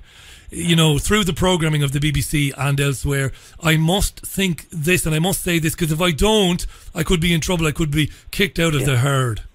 Well, this is it. I mean, don't forget, Richie, what we've got a sort of a political entertainment, those people in the spheres, in the public consciousness, actors, singers, politicians, TV presenters, yeah, I would argue that they're all under the same pressure to conform. I mean, have you ever seen a TV presenter, a pop singer, an actor saying, yes, I'm pro-Brexit? There's not many, are there? What about pro-Trump? If you do that in America, you've had it. You're finished. You're never going to work again if you dare to say, I voted for Donald Trump. Apart from the fact you might get beaten up or your car might get trashed, you're certainly, if you're a celebrity or if you're in the public eye, you're going to get a lot of flack. I mean, look at Katie Hopkins, look at people like that Nilo Yiannopoulos, look at the flack they get. And all they're doing is expressing an opinion. That's the opposite to the They BBC. do love it, though. They do love it, though, and they dine out on it. And they become very wealthy. Don't they? Let's be honest about it. Well, it's true, they do. I mean, they do exploit that, and good luck to them. But for ordinary people, though, let's face it, Richie, for ordinary people, I'm an academic. I work at university. I can tell you, I would not dare to tell people at my university that I'm a pro-Trump supporter, or at least his policies, should I say, and I'm a Brexit supporter. I wouldn't dare, because every single one in my staff room, I can tell you, I would be sent to Coventry, or even worse places, maybe Birmingham. I don't know. I'd be ostracised. We have some Brummy listeners. You're in trouble now, my son. I know you're only joking. Of course you're joking. My audience got very thick-skinned. Can I joke? I mean, you see, that's the other thing. Exactly. Can you joke anymore? We can't make jokes anymore. It's ridiculous, isn't it? You can't say anything without somebody saying, I am offended. Or I happen to think Birmingham's a very nice place, actually. So. Listen, do you know, you're touching on something important. What we have now, and the BBC are brilliant at doing this, is people taking offence on behalf of other people. It's bad enough taking offence yourself. I mean, I'm a guy with a strong Irish accent. It's been pointed out to me many times over the years. I've often been asked about my drinking. It's been said to me many times over the years. I just laugh, you know. It's funny. Yeah. It's not offensive. And if it would be a personal choice to take offence. That was bad enough. Now we have people looking to take offence on behalf of other people. It's ridiculous. And the BBC is right in the middle of that. The BBC is a chief promoter of that, and you know, as I noticed, as I mentioned in the book, about this idea of cultural Marxism, this idea that there's a sort of force out there which is gradually trying to usurp Western tradition, Western culture, and it's out there and it's burrowing underneath us as we speak, and we are sort of allowing it by, like you said, self-censoring, being quiet. There are only certain things now we can say in our living rooms. We've got to be very careful. Or if you've got one of those Alexa things, maybe you can't even say it in your living room anymore. Who knows what Amazon are doing with that? You're right. This is happening to us. And the BBC, as I point out in the book, I think are the chief drivers of it. Although their power is on the wane, that's for sure. But don't forget, they started at such a high bar that even now in 2019, they are still easily the UK and one of the world's biggest broadcasters, although, you know, that power is decreasing year on year on year. But in the early 1980s, they had a 50% share of the UK broadcast sector. Yeah. Now they've got 24, 25%. That's still massive. It's still massive, and you can't discount the influence they've had, because you touched on this earlier on in the print press, and also LBC. Maybe leave LBC to one side, but elsewhere they've had a huge influence, because there are hundreds of bastard sons of the BBC in terms of broadcasters in other organisations around the country. So they've shaped broadcasting as much. So even if it is only 25 or 30% now, you know, it's still kind of overarching in terms of they've shaped the landscape for how producers work and how presenters work. So I think you make a brilliant point there. It's coming up for 11 and a half minutes. We've got about 3-4 minutes left on this. I'd better give another plug to the book. Go to davidsedgwick.co.uk. The book is on Amazon. It's a BBC Brainwashing Britain ? Very timely, this. It really is. You know, think long and hard about what David has been talking about here, how it influences you, how it influences people. Just before, I'm going to give you the final word in a second, but I want to talk just for a second about something you're touching on there. I was in London in 2013 doing a TV thing, and I was staying very near the studio, which was in North Wembley. and Brent. And Brent is fairly depressed as a place. It's not got very nice buildings. Loads of lovely people. I'm not being politically correct in saying that. Nice people, nice place, but horrible architecture. They built stadium, £800 million, Wembley. They did nothing for the surrounding area. It's a tough place architecturally and all of that. I sound like I'm up my own arse now by saying architecturally. But anyway, met a gentleman one day. He was in his 70s. And I was in the company of a friend of mine who was also working at the TV station that we were involved in. We met this lovely old man, and he'd been watching some of the programmes we were making. And he got very tearful. And I said, what's up with you? Why are you crying? And he said, it's great to be able to watch people who don't call me racist, because I'm concerned about the fact that I can't get an appointment at my local NHS clinic. I can't get to see a dentist because there are so many people recently come into the area, whether it's from Eastern Europe or whether it's from African countries or whatever. I don't have a racist bone in my body, he said. Everybody, we're all God's creatures. I have nothing against anybody. But things are tough. Why did they keep letting more and more people in? And he was in tears because he said, I'm told, he didn't say the BBC specifically, but he said, I'm told every time I turn the television on that I'm a racist. And the BBC is genius at doing that. Yes. Yeah, and because what it's done very craftily, and what it continues to do, is to basically deliberately polarise a very, very complex issue.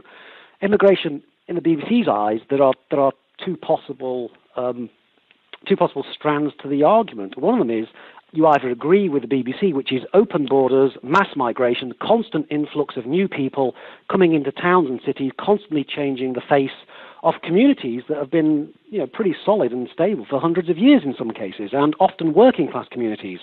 I'm sure your gentleman you were talking to has noticed that. At the other end of the spectrum, if you disagree with it, they instantly will label you, as that gentleman, as some sort of neo-Nazi racist, I don't know, whatever, Islamophobe, etc. Yeah. Completely ignoring the massive middle ground, which is there's a whole area in that middle, which is you might not want mass migration, but you might not want complete no migration. They are two extremes, and what the BBC tries to do, it tries to just talk about those two extremes. Either you agree with us, the BBC, and we have completely, hundreds of millions of people going around the world, mass migration. If you don't, you're racist. And that's what they try and do. And they deliberately try to polarize and simplify that argument, whereas we know there's a massive amount of opinion in the middle about different kinds of cultures, different kinds of people, professional migration, student migration, temporary migration, permanent migration. And at the end of the day, a lot of that has very little to do with skin color and has a lot to do with practical situations, cultural appreciation. It has a lot to do with that. Financial worries, services, etc. It depends on the area you're in, what kind of area you live in, urban, rural. People in London don't seem to mind. That's great.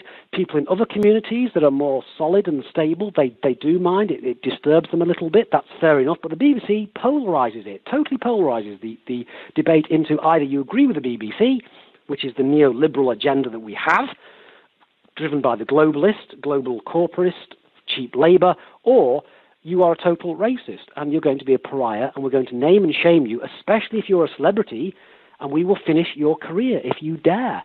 So people keep these thoughts to themselves, like the gentleman you're talking about. And the BBC, unfortunately, has completely lost the plot and has gone into this, what I would call is the Marxist polarization, which is either you're with us or you're against us. And it's a disgrace that they've actually made the argument, that's oversimplified the argument to that extent. You're right, and not only is all of that spot on, but they refuse to report on Western countries, including this country, giving oxygen and life to jihadist terrorist groups in Syria and in Libya and elsewhere, often resulting in hundreds of thousands of people being displaced and then looking for refuge. We could be here all night long. We're just about out of time. I want to give a plug again. davidsedgwick.co.uk. BBC Brainwashing Britain is the book. Do me a favour, in the near future, come back on again. I've loved having you on, David. Yes, I'd love to come on, Richie. Great speaking to you. I've enjoyed it. It's been brilliant. A number of people have mentioned. I'll give you the final word. We've got about 60 seconds. You can have them, because a number of people have said, listen, they've done unbelievable real life and natural life programs over the years. Attenborough, the Blue Planet. They've been such a force for good in so many other areas. Last word to you, David. Absolutely agree, and I couldn't agree more with that. And what a great shame that they've decided to go in this direction, because at its best, the BBC could be a national treasure. I completely agree with that. And I, for one, was brought up with the BBC as a child, like you probably were as well, Richie. Yeah. And every day I think, what a shame that they've decided to take this turn. Absolutely. Listen, come back on. I won't be able to speak to you off air because of the system here. Yep. I'm just going to lose you when we hang up, but I'll be in touch via email to invite you back on in a few weeks' time, because I've loved it. There's been a huge reaction to it. And thanks for your time. davidsedgwick.co.uk, BBC Brainwashing Britain. Support the independent media. Read the book. And it was a pleasure, David. Thank you, everybody. Bye. Bye for now, my friend. Bye. David Sedgwick, live on the Richie Allen Show. The time approaching 4.5 minutes to the top of the hour. Fascinating stuff. Thanks for those tweets, by the way.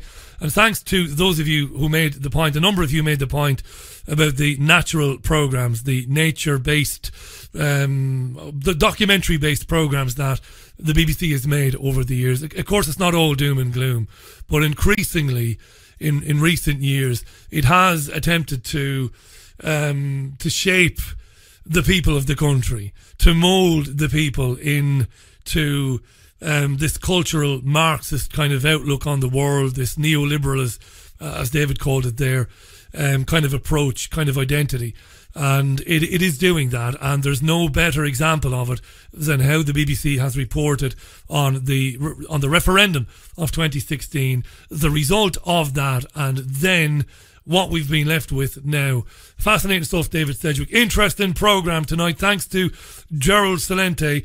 Go to occupypeace.com. Do go to trendsresearch.com. Consider subscribing to the Trends Journal. I get it. I know I get a complimentary copy of it, but it is terrific. You also heard David Sedgwick, the author of BBC Brainwashing Britain. His website is davidsedgwick.co.uk. That's it for the show. Can't tell you an awful lot about tomorrow's programme yet because I don't have the diary to hand. I think I've got bookings. If I don't have bookings, I will make bookings, and we will speak again at 5 p.m. UK time tomorrow, okay? Final word to Star Gypsy Girl, who said that she loves the show, but why are you being so bullish, she says, about Sandy Hook? I'm not. You have to understand that. I'm not saying that Jim Fetzer or Wolfgang Halbig are wrong at all. I'm not saying that at all. I'm saying, and I did say last night, that I personally found some of the testimony made by Lenny Posner to be fairly compelling. I'm not endorsing Lenny. And I want you to ask yourself a question, not just to Gypsy Stargirl, but to everybody else for whom it matters so much that I agree with you chapter and verse. Why does it matter to you so much? Why do you so much want me to say, yeah, the whole thing was a fly, nobody died, the whole thing was... Why do you want me to say that? Isn't it enough that I provide a platform for those who do believe that, and that I treat them with respect and professionalism? Isn't that my job? Shouldn't it not matter at all what I think? Just keep that in mind, right? All right. Speak tomorrow at 5, leaving you with Elton John and this song, Daniel. Love this. See you tomorrow. Bye now. Thanks for listening. Hope you'll be with me tomorrow. Until then, bye.